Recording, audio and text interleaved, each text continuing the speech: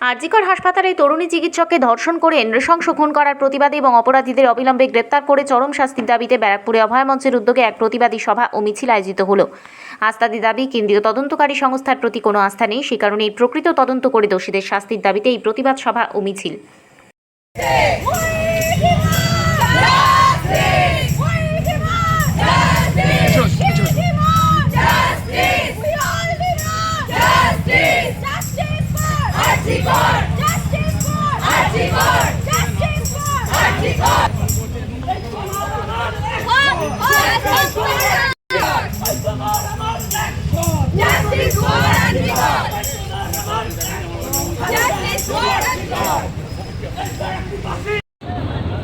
অনেকেই ভাবছেন সব তো মিটে গেছে, আন্দোলন শেষ। না, আমাদের বাড়ির মেয়ে, আমার মেয়ে, বাংলার মেয়ের সেই নৃশংস হত্যার প্রতিবাদে মানুষ এখনও প্রতিবাদে আছে এবং তারই একটি প্রতিবাদ আজ ব্যারাকপুর স্টেশনের সামনে হচ্ছে।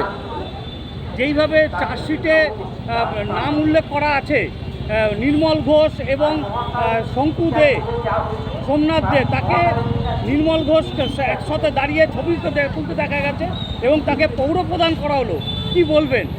আমরা দেখলাম তাড়াতাড়ি করে আমাদের অভয়ার মৃতদেহকে যারা পানিহাটির শ্মশানে পুড়িয়ে ফেলেছিল, দ্রুততার সাথে মা বাবার কথাকে উপেক্ষা করে, তার আত্মীয় স্বজনদের কোনো কথাকে গুরুত্ব না দিয়ে তাদেরকে বলা হয়েছিল ওয়েল ডান। সেই ছেলেটিকে, অর্থাৎ সেই ভদ্রলোককে প্রাইজ দেওয়া হচ্ছে পৌরপ্রধান করে, যাতে এটা প্রমাণ হয় যে আমাদের যারা এখন শাসক, যারা সরকার চালাচ্ছে, তারা আরজিকরের এই হত্যার ঘটনায় তাদের ভূমিকা কি।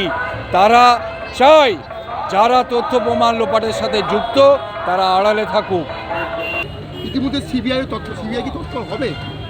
আমরা সিবিআই তৎপর হবে কিনা বলতে পারছি না। আমি সিবিআইয়ের উপর হতাশ।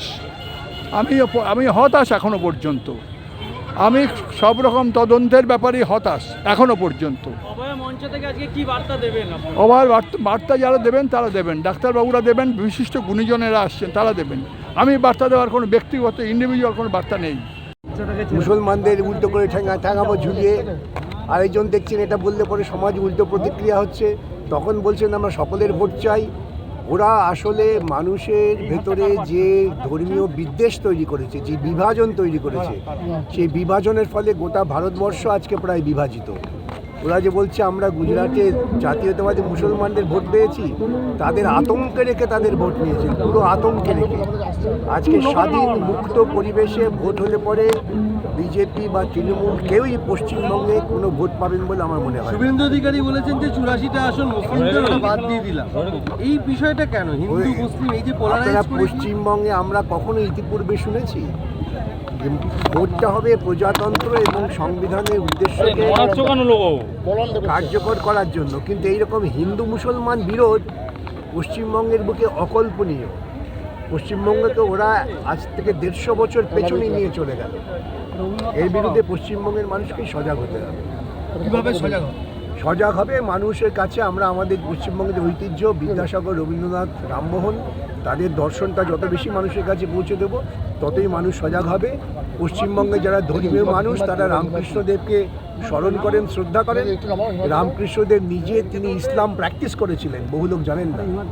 তিনি ইসলাম ধর্ম নিজে পালন করেছেন, তারপর তিনি উপলব্ধিতে পৌঁছেছেন যত মত তত পথ। অতএব পশ্চিমবঙ্গের সব মানুষকে এই যত মত নতুন কৌশল বলতে পারেন 26 এটা বিজেপির পরাজয় মনস্কতার কৌশল। ওরা ভয় পাচ্ছেন কি হবে, তাই সরাসরি এখন হিন্দু মুসলমান এইভাবে দুদল ভাগ করে নেওয়ার চেষ্টা করছে, আর কিছু না। আপনাদের কি মত?